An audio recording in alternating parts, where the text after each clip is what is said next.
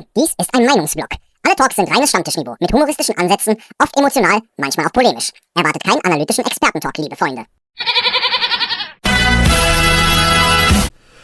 Ich bin soeben aus dem Stadion zurück. Hallo, Moje, Jode Dach, herzlich willkommen auf meinem kleinen, bescheidenen Kanal. Ich bin der Leo, schön, dass ihr eingeschaltet habt. Ja, das war doch mal ein gelungener Spieltag, muss ich mal an der Stelle sagen. Wir gewinnen 1:0 gegen Schalke 04, stehen auf Tabellenplatz 1, auch nach diesem Wochenende. Und wir haben die 40 Punkte. Das, liebe Freunde, ist der Klassenerhalt. Hey!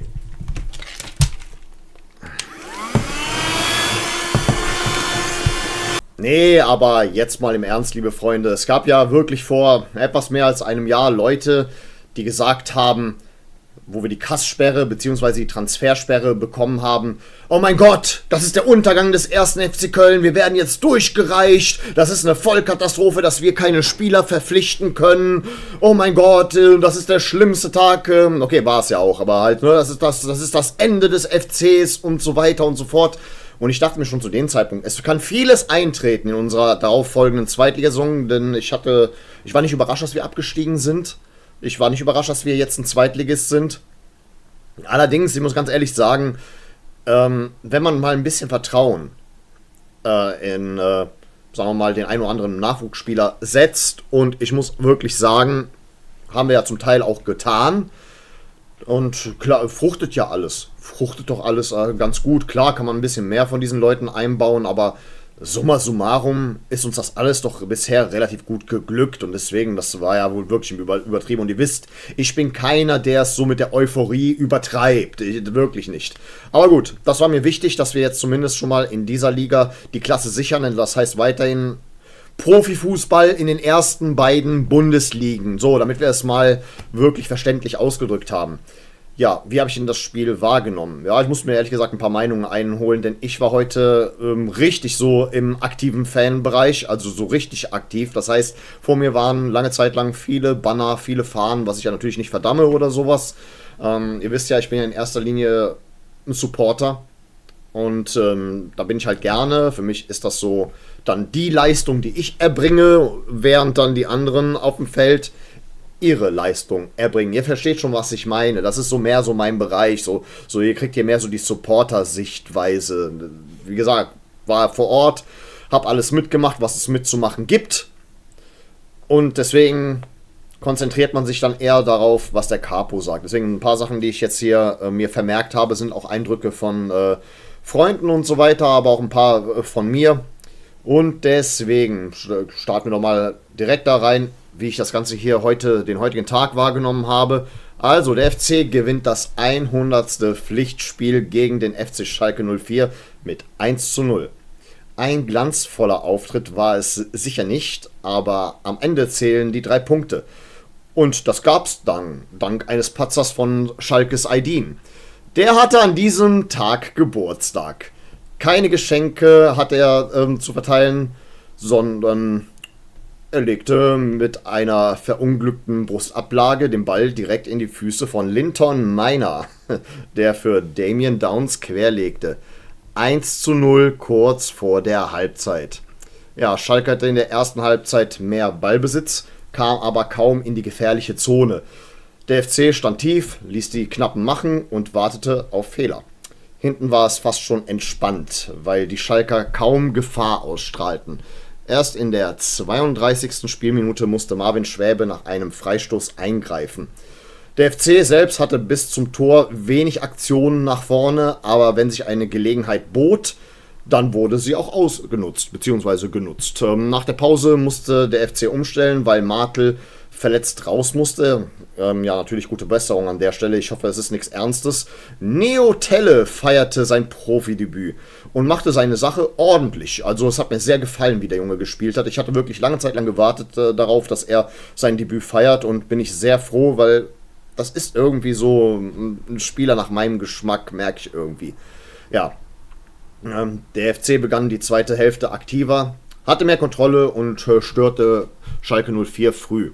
Wir hatten dann noch das 2:0 auf dem Fuß, wurden aber gerade noch geblockt in der 53. Spielminute. Dann flachte das Spiel aber ab, weil Schalke weiter ideenlos blieb und der FC nicht mehr viel Risiko ging.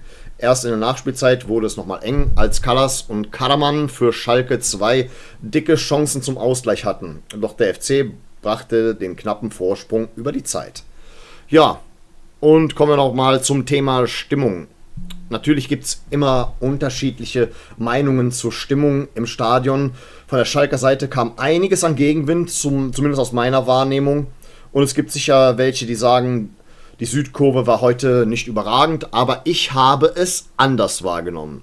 Ich stand mittendrin und für mich war es eine richtig gute Atmosphäre, finde ich. Klar, aus der Perspektive eines neutralen Zuschauers kann das vielleicht anders wirken. Aber für mich war es ein rundum gelungener Tag. Und wenn das Highlight der Woche auch noch mit einem Sieg endet, dann ist es perfekt.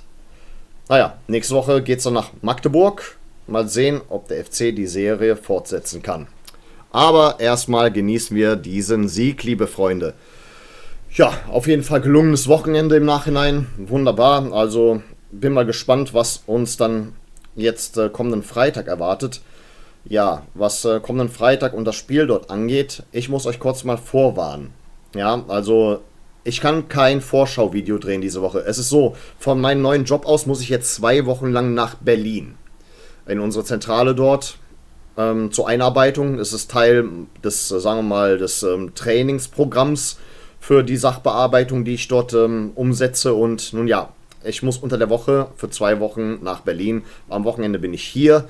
Das heißt, ich kann euch tatsächlich jetzt nur die nächsten 2 Wochen, oder sind es? Nee, nur eine Woche. Es ist nur eine Woche. Das heißt, diese Woche kann ich euch kein Vorschauvideo drehen.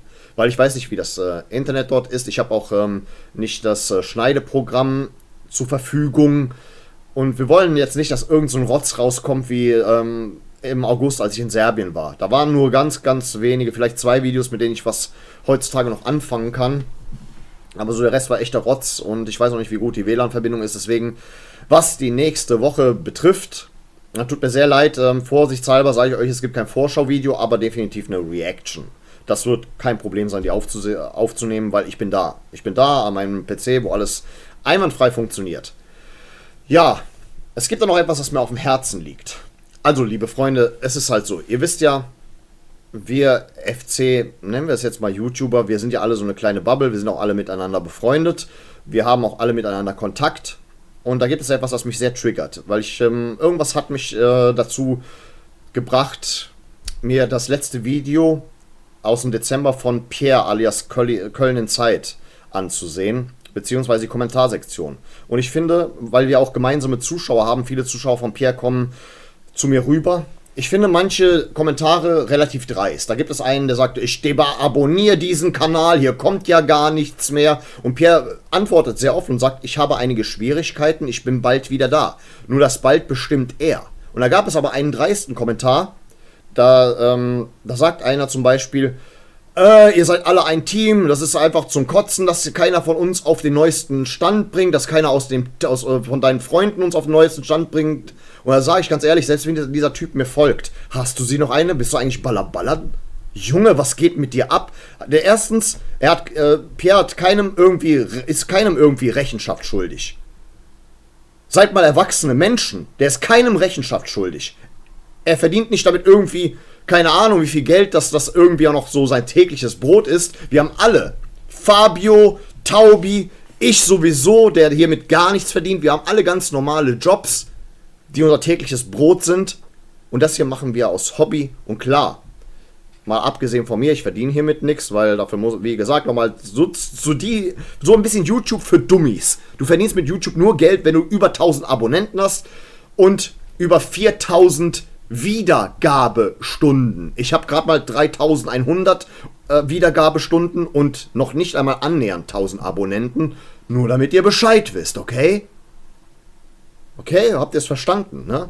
Das heißt, Pierre hat auch keine Kanalmitgliedschaften oder sowas, womit man auch Geld verdienen kann und wo man eigentlich dann gezwungen ist, regelmäßig Content hochzuladen, abgeschlossen. Der ist nicht verpflichtet, Videos aufzunehmen. Und deswegen, ich kann euch nur eins sagen. Er hat ein paar Sachen, die er in den Griff bekommen muss. Das ist die Info, die ich euch weitergebe. Ich war letztens ihn besuchen. Ihm geht es gut, er ist gesund. Er lebt. Und nichts ist wichtiger als das, kapiert das doch langsam mal. Es ist traurig, auch für mich, ich gucke gern bei dem Kanal zu. Er ist ein Freund von mir, aber ich stehe mit ihm in Kontakt. Er lebt, er ist gesund. Er hat halt nur ein paar Schwierigkeiten, die er regeln muss. Und mehr müsst ihr nicht wissen. Weil er ist niemandem dazu Rechenschaft schuldig. Niemanden. Das kann gerne der Fall sein, wenn er 1 Million irgendwie damit regelmäßig im Jahr verdient. Dann kann man vielleicht sagen, hör, Pech gehabt, du bist eine Person des öffentlichen Lebens und so weiter und so fort. Aber nicht so. Übertreibt eure Lage nicht. Weil das ist, ja, okay, manche hätten sich das von uns gewünscht, dass es so mal kommt, aber das ist absolutes krankhaftes Fanboy-Gelaber. Das ist krank. Das ist wirklich krank. Und hört, diese Leute, die sowas schreiben, hört auf mit der Scheiße, ganz einfach. Lasst es einfach sein. Habt Respekt. Und weil ich Respekt habe, werde ich hier niemandem verraten, warum er keine Videos dreht. Das hat er einzig und alleine zu bestimmen, was dem Publikum mitgeteilt wird. Nicht wir. Wir entscheiden das nicht über seinen Kopf hinweg. Was erlauben wir uns, wenn wir sowas machen würden? Deswegen, haltet mal den Ball flach. Hört auf damit. Er lebt, er ist gesund, wir stehen in Kontakt, nahezu jeden Tag. Und mehr müsst ihr nicht wissen. Das wollte ich nur mal loswerden. Es tut mir leid, dass da im Nachhinein nach so einem schönen Tag so ein kleiner Rage-Talk rausgekommen ist, aber ich habe das erst gestern Abend gesehen und ich war richtig wütend, als ich das gesehen habe, weil sowas ist respektlos. Das ist echt respektlos. Und vielleicht habe ich mich auch ein bisschen über Piers Kopf damit hinweggesetzt, dass ich was dazu gesagt habe, aber da ja dieser eine Typ da meinte, keiner deiner Freunde informiert uns, so, ist das dein Leak, den du dir gewünscht hast? Habe ich jetzt deine Sensationsgeilheit damit befriedigt? Ich hoffe ja. Gut, das ist alles, was ich für dieses Wochenende dazu zu sagen habe. Wir sehen uns erst nächste Woche zur Reaction auf das Spiel in Magdeburg. Hat mich sehr gefreut, so ein positives Video, größtenteils positives Video aufzunehmen. Das hier war aber leider nötig. Es war nötig. Ich habe das jetzt gefühlt, das zu sagen. Und in diesem Sinne bedanke ich mich recht herzlich für eure Aufmerksamkeit. Vielen Dank fürs Zusehen und dann würde ich an der Stelle sagen, auf Wiedersehen. Denn wir uns doch wiedersehen.